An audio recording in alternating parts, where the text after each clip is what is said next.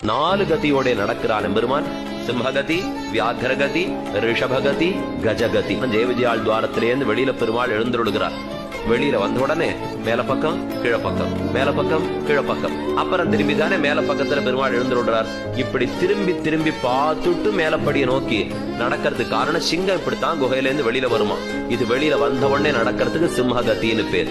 ஒரு பாய்ச்சலிலே ஓடுகிறான். அது புலி பாய்ச்சலாக உயாரமாக பெருமான் நடப்பன் எருது நடை நடக்கிறான். மத்த மாதங்க காமினம், ஒரு மத்த மாதங்க ஆன நடக்கிறா போலே நடப்பன். கர்வன் தோத்த நடக்கிறான், எருது நடக்குமா போலே.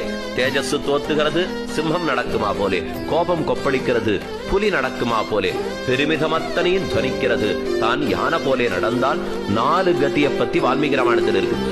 வால்மீகி ராமாயணத்துல நாலு கதியை பத்தி சொல்லிட்டு கடைசியா கம்பராமாயணத்துல பாம்பு நாணும்படி பெருமான் நடந்தான்னு ராமனை பத்தி சொல்லி ஸ்ரீரங்கத்தினுடைய அனுபவத்தை பூர்த்தி